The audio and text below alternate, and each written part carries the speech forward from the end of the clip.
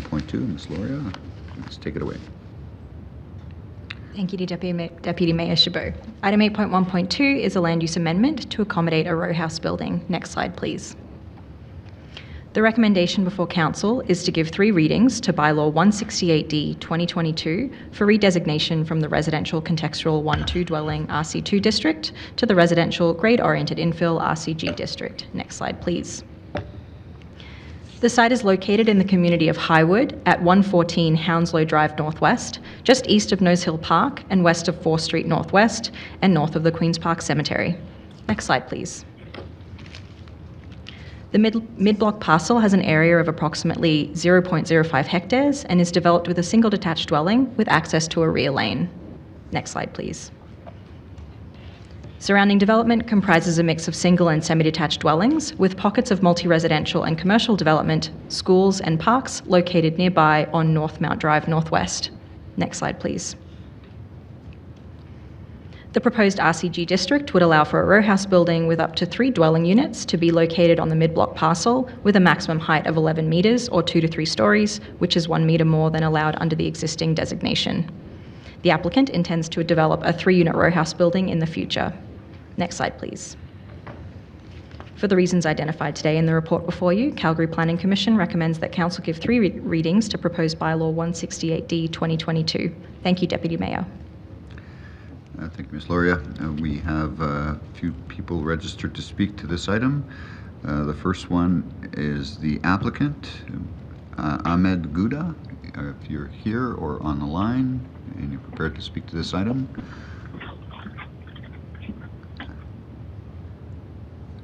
Ahmed Gouda, are you with us?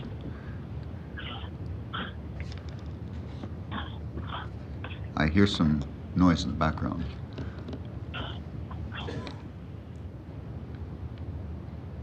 All right, we'll go to the next speaker that I have in the queue, which is Ms. Heather Sturdy. Are you on the line? Yes, I am on the line. Can you hear me? We can hear you, Ms. Sturdy. Hello? Yes, we can hear you. Thank you. You have 5 minutes. Great.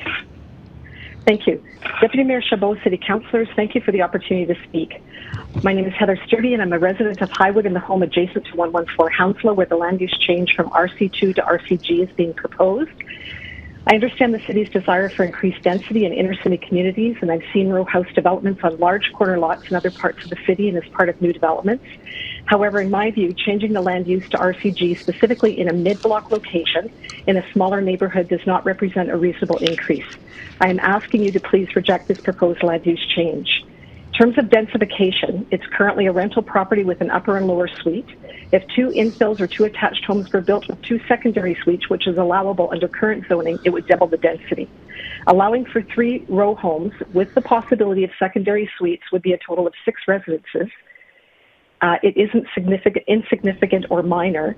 It's potentially a 300% increase in density, again in a mid-block location. In their application, the applicant stated that it was next to a corner lot, which it's not. Our home is next to an alleyway. 114 is 6 homes from one end of the block, 8 homes from the other end, and there's limited access to this mid-block location because it's only accessible from streets off North Mount Drive, as there's a wall built along Holland Street to separate Upper Highwood from John Lord Boulevard. The majority of homes on this street in Upper Highwood are single-story 1950s bungalows with large private yards and mature trees. We moved into this area because of the quiet streets, private yards, and affordable bungalows.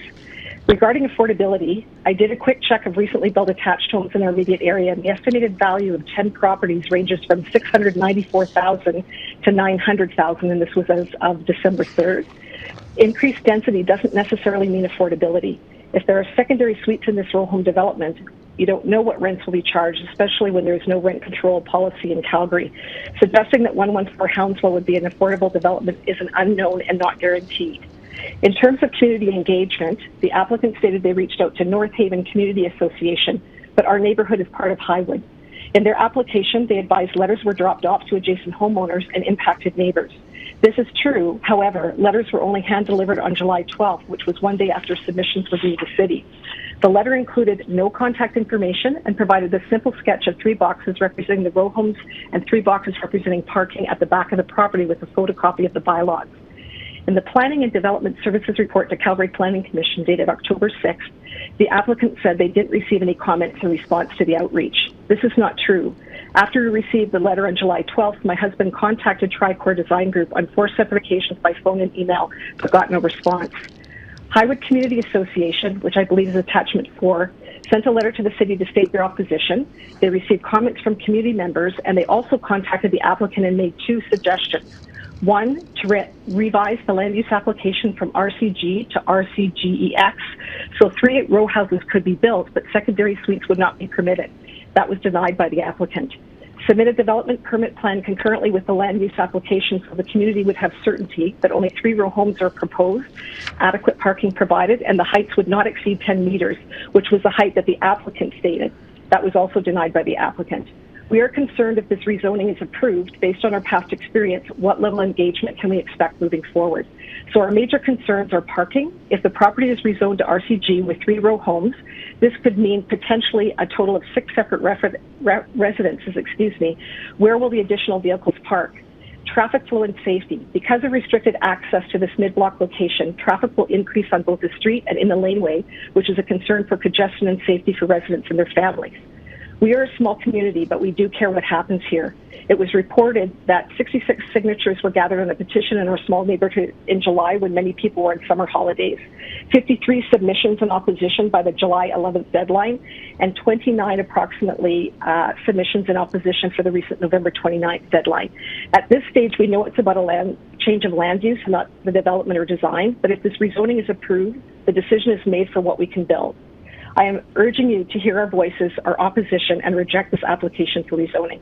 Thank you for the opportunity to speak.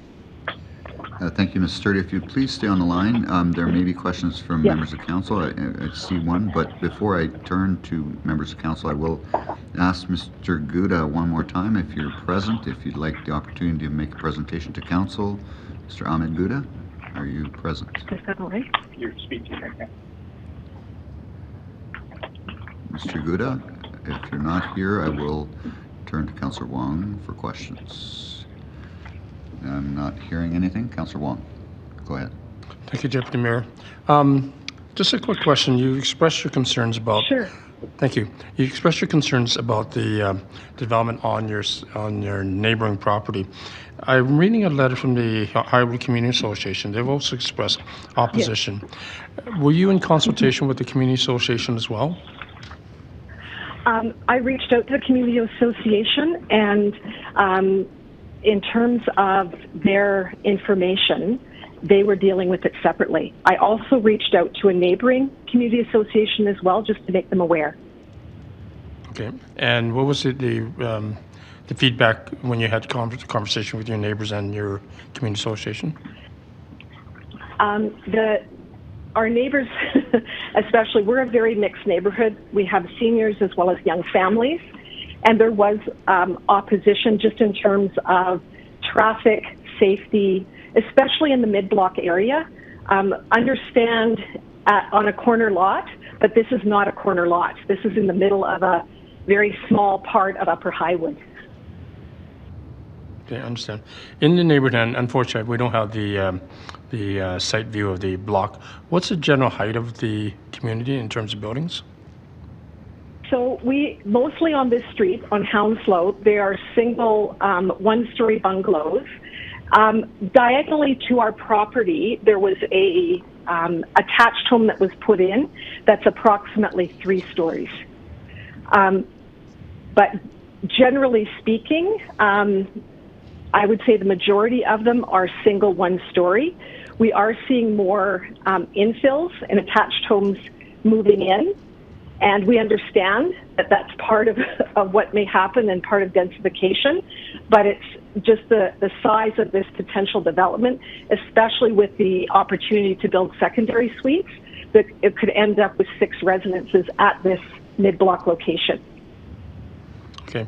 On the corner lots in Highwood, are the corner lots being developed for, again, 3-story type housing? Are you noticing? I don't know personally. I know in our particular area, I haven't, like on Hounslow Drive itself, I haven't seen row housing personally. Okay, thank you. Appreciate your question, answers. Thank you for asking. Thank you, Ms. Sturdy. I see no other questions in the queue for you, so if you would please hang up and just follow via live stream. Yes. Thank you. Thank you. Members of council, any questions for administration? Seeing none. Sorry. Oh, Councillor Winus, sorry. Go ahead, you have the floor. Thanks. When it comes to this proposal, what is the threshold for paying for deeper services when it comes to like water, stormwater? So we're going from a single family home, a block's all single family, and now we're essentially building an 8-plex. Is there a threshold that they would have to pay different fees if it was just considered a 4-plex versus an 8-plex? I'll pass that question on to my colleague Lawrence Wong. Thanks. Mr. Wong? Morning, Council. Lawrence Wong with Development Engineering. Just to clarify the question, you said when there are fees, what kind of fees are you referring to, Councillor Winus? Deep services and water. So if the development proceeds, and let's say it does trigger infrastructure upgrades, that cost for upgrading the infrastructure is actually incumbent on the developer to actually undertake that work and to do the design. So there's no specific cost to the city for actually doing that. No, but there is a trigger depending on if you classify a property of. So I'm just wondering, at what point does that switch? That's why the secondary suites is kind of the workaround of triggering this. If I may, Triggering. Councillor Winus, those are actually development permit questions, unless I'm mistaken, but All right, I'll hold off then. thank you.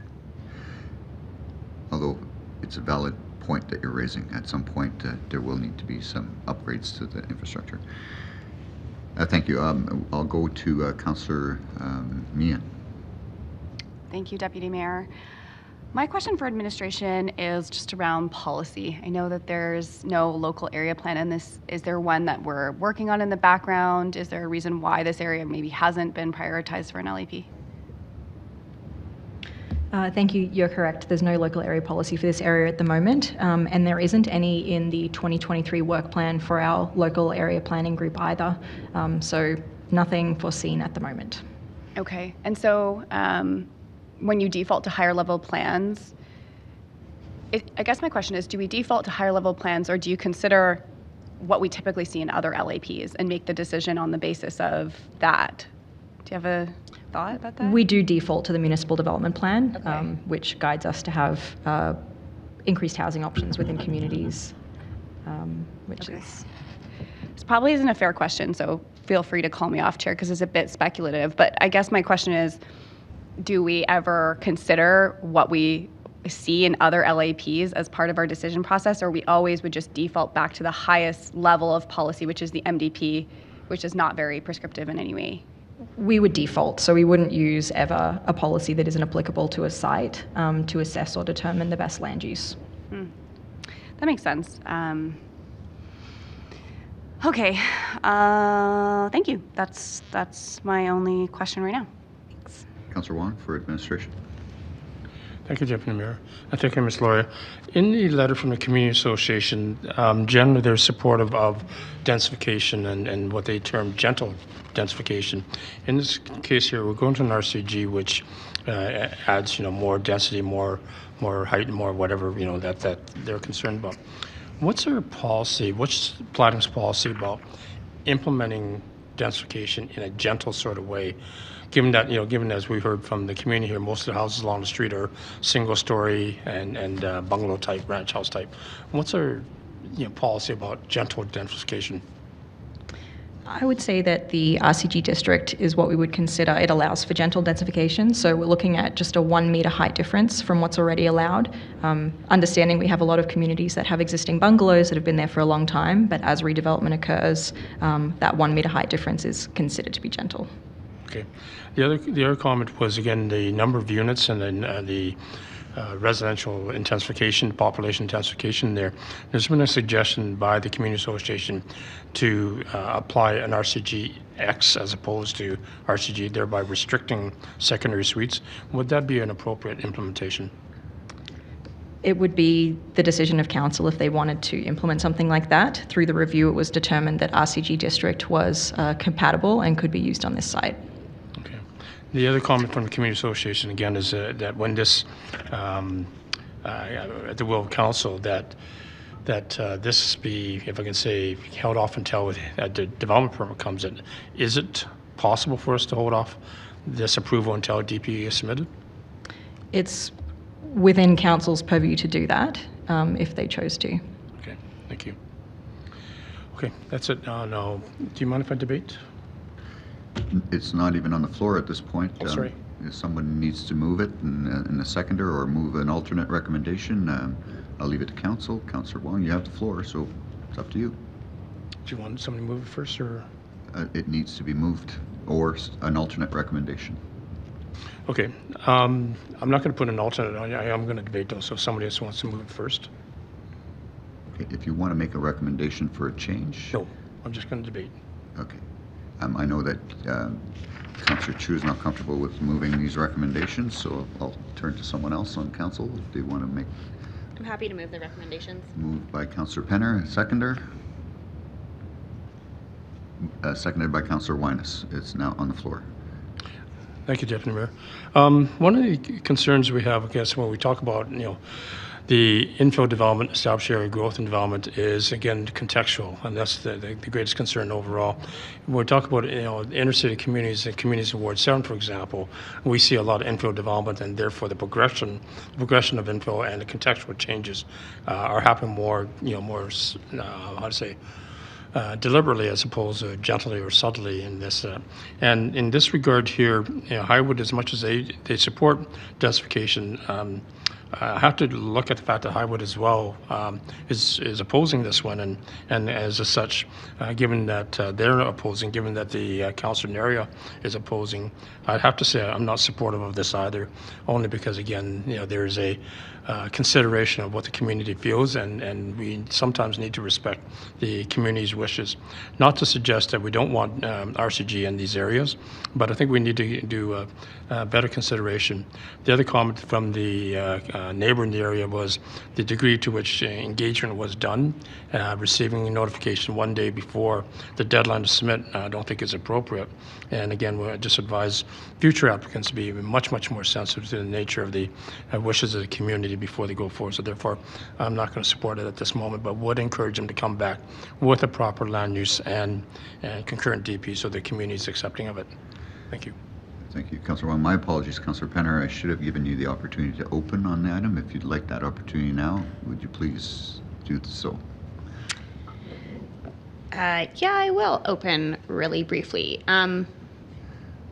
This is one of those situations where it's where we are seeing RCG come into communities that haven't historically seen it and are starting to adopt new land uses. And we are going to see a lot of these in the next few months, probably over the next year, some that are mid-block, some that are corner parcels. And it's always hard to sort of be one of the first. But I think if we keep sending those first applicants back sort of to do more, we're really putting ourselves behind in working towards some of those goals. We recently approved changes to the RCG district to do just this, to help facilitate development. I understand there's concerns. I think we hear a lot of these concerns in many of our applications about, traffic safety and pedestrian safety, and again, sort of centered around ill stewardship of the potential future users of these homes. And I think it's really important that we call these homes, that there are people looking to move into neighborhoods. This is, really proximal to one of the best parks in the city. So I think we really need to ask ourselves, Council, are we going to continually send sort of these first-ins back for more work? Or are we going to start saying, these are the kind of applications that move us towards our goals, and we hear and understand the concerns of the community, but we are doing these successfully across the city, and we've allayed a lot of those concerns in many cases. So with that, happy to support it. Thank you, Councillor Penner. We'll now go to Councillor Meehan. Thanks, and I think that was a good open by Councillor Penner, and I acknowledge some of the comments made by Councillor Wong as well. I think we're really good. I think where I'm struggling is that we have local area plans happening in lots of different areas of the city, and certainly in areas maybe that are getting more action than this area is. And so I'm a little concerned about, is this something that we realistically think would be proposed in an LAP? And I think that's where it's holding me back. Like, it's mid-block, it's not on a main road, and so those are typically where we would see this type of development. And so I understand we don't have a guiding policy, then we default back to MDP. And I'm just not sure if there should be like an interim step, because we're going to continue seeing these, like you said. And so I'm just daylighting those concerns so that others can get in the queue and convince me on how we need to think about this. But I think where I'm struggling is, we clearly have a policy gap, and what do we do in the interim? Do you just allow it to happen, or do you not allow it to happen? And that's sort of a philosophical conversation more than anything. So just putting that out there, and open to hearing what everyone else thinks. Thank you, Councillor Meehan. Councillor Winus. Thanks. I agree with Councillor Meehan. It's this challenge of, one, it seems like there's a big breakdown in communication between how are we growing these communities with the holistic plan, and having the community's voices heard to shape their community. Calgarians show in greenfield development they're okay living with development, but where we're struggling to have that agreement is inner city redevelopment. And I think that's that failure of two-way communication. And so I would just echo what Councillor Meehan says, and I struggle with this one because it's not like they're fully opposed. They had another zoning suggestion that would have got community support. And I'm just wondering, and I can't ask that now, but why did we not listen and work with the community? Thanks. Thank you. Seeing no other members of council for debate, Councillor Penner to close. Yeah, thanks. I think really good comments and questions. And I think to Councillor Meehan's point, without a local area plan, how do we know this would be, kind of like in the right spot? And what I would say to this is that RCG is considered low density. And so when we look at the historic and the current local area plans that are coming through, this would be part of that low density district that generally gets applied to most sections of most neighborhoods, sort of with further intensities and scale kind of more at the outset. So this is what we would consider low density. And so it is absolutely appropriate for all parts of the neighborhood. So I would actually encourage everyone to support this application, and as we consider further ones like this, to support it as well. Closed. Thank you, Councillor Penner. If I can get members of council to go to eScribe to vote on the recommendations.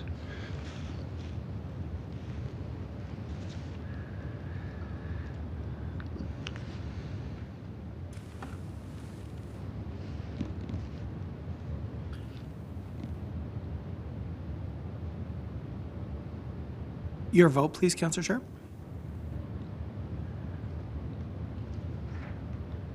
No. And your vote, please, Councillor McLean. No. Deputy Mayor, all the votes are in. Will you please display the results? That motion was defeated 10-3. Mr. Clerk, what would be your recommendation at this point? Well, according to the procedure bylaw, if a proposed bylaw does not receive third reading within 2 years from the date of first reading, the previous readings are rescinded and the proposed bylaw is deemed to have been abandoned. In this case, actually, sorry, apologies, it's section 97 sub 3 of the procedure bylaw. Okay, if a proposed bylaw has not received any readings within 2 years, then it is deemed to have been abandoned. So within 2 years, in other words, you need to monitor it for the next 2 years unless we do something else with it. Correct. So my suggestion, Council, is that we deal with this today and move to file and abandon. That would be my suggestion. It's up to you. Councillor Winus, do you want to make that motion? Yep. Councillor Winus. Your Worship. Sorry? Sorry, Sean Chu here. Councillor May Chu. I jump in? And I would like to make that move to file and abandon. Councillor Winus, do you mind? Councillor Chu is making a motion to file and abandon, seconded by Councillor Winus. Any debate on that motion?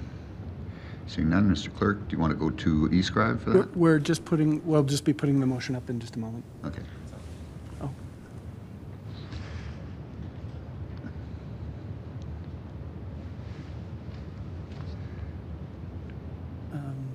Just a second.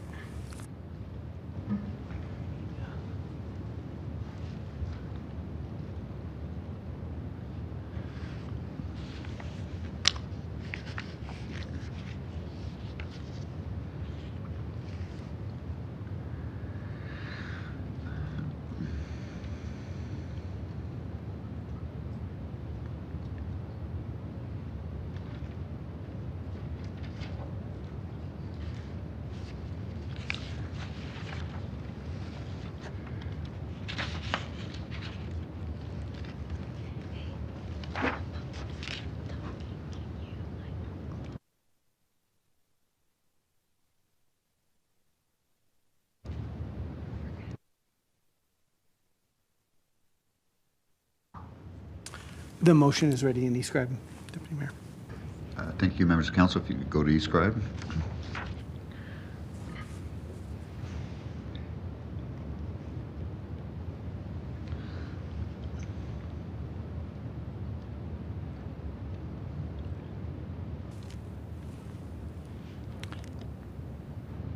Your vote, Councillor Petter. Yes. And your vote, Councillor McLean. Yes. Deputy Mayor, all the votes are in. You'd please display the results. That motion is carried 12-1. The recommendations are now filed and abandoned, so we now move on to item 8.1.3.